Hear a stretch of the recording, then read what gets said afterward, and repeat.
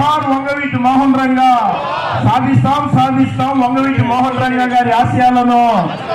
సాధిస్తాం సాధిస్తాం రంగా గారి ఆశయాలను.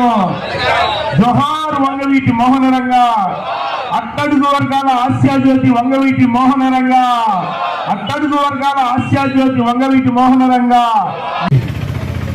గజవాడ అంటే ముందుగా గుర్తొచ్చేది రెండు పేర్లు. ఒకటి కొండ మీద కనకదుర్గమ్మ అమ్మవారు, కొండ కింద వంగవీటి మోహన్ రంగా గారు. మరి ఆయన 37 సంవత్సరాల క్రితం హత్యగావించబడ్డారు. మరి ఆయన మరణానంతరం మరి కోస్తాలో ఎక్కడైతే 2 లక్షల పైసలకు విగ్రహాలు ఎవరికి పెట్టలేదు ఈ రోజు వరకు, అన్ని విగ్రహాలు ఆ రోజు పెట్టడం జరిగిందంటే మరి ఆయన ప్రజల గుండెల్లో ఎంత ఇదిగా ఉన్నారనేది, గొప్పగా ఉన్నారనేది మనం సూచించాలి. మరి రంగా గారు ఎన్నో మంచి కార్యక్రమాలు చేశారు. పేదలకు ఆయన అంటే ఎంతో గౌరవం.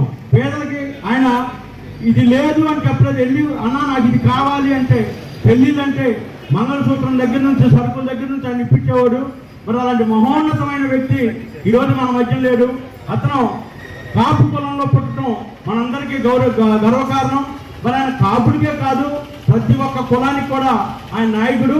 మరి అది మనం గర్వించదగ్గ విషయం. ఈరోజు ఆయన బ్రతికుంటే మన కాపు కులం నుంచి ఒక ముఖ్యమంత్రిగా మనం చూసుకునేవాళ్ళం.